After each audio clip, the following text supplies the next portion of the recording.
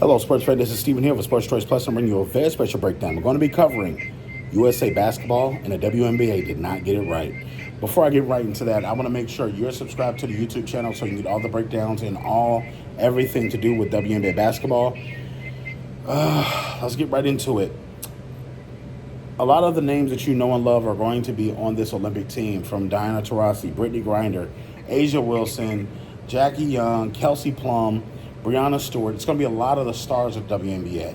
But I think that when it's all said and done, what it boils down to, you have to keep in mind, I think they dropped the biggest ball possible. The notion and the thought process of not having Caitlin Clark on your USA basketball team is so far-fetched, it doesn't really make sense to me. Think of it like this. When Michael Jordan and Charles Barkley and Scottie Pippen and Karl Malone, and you had all these different all-stars, Team USA basketball sprouted different things for different countries.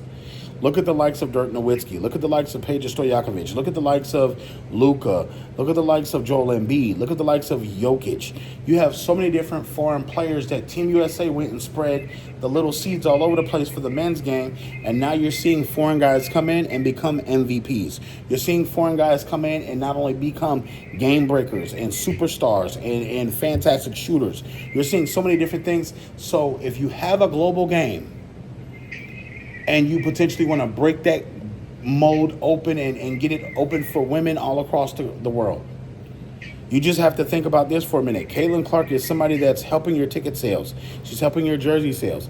No, it's just not her by herself, but you got to keep in mind, she's the biggest rookie star that you have right now. So when it's all said and done, you got to keep in mind, Caitlin Clark is good for the game of basketball. So while the iron's hot, why not strike it? While the iron's hot, why not make sure that you have one of your biggest young superstars in the mix for going for a gold medal? So you got to keep in mind, sprinkling little seeds in pairs for the Olympics and in the trial games and things like this.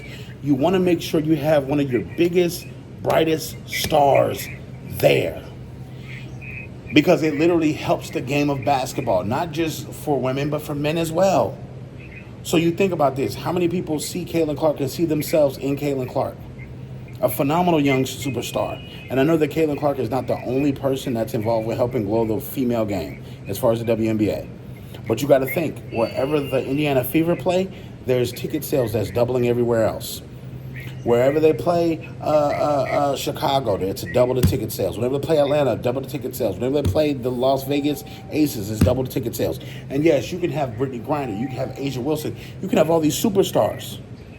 But that $26 to $28 million price tag on her advertising is big. So you got to keep in mind, when it's all said and done, Caitlin Clark is good for the game. No matter if it's Team USA basketball, no matter if it's going overseas playing for FIBA or the Olympic Games, she needs to be on these rosters. If you want to grow your game globally and you want it to expand and explode in a positive manner, have that young lady on the court. Have her in the mix, even if she's not starting, even if she's not getting a lot of playing time. Soak up that and let her see what it's like to be around different superstars. Help your game become global. But until the WNBA sees that, I don't think they realize that.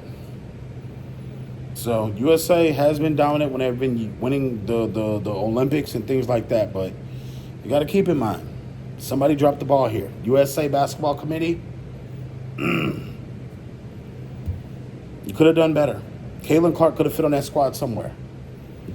So I'm disappointed, because she's not only one of the faces of the games, but you essentially do things bigger and bigger by putting your best stars on the court. Remember when Charles Barkley and Michael Jordan and Magic Johnson, Larry Bird was touring all over for the Olympics, and the gymnasiums were jam-packed full of people, and they were screaming, and there was such an excitement to see the Dream Team? You want that same thing to be with the WNBA and the women's game, where your biggest, brightest stars are getting that kind of support.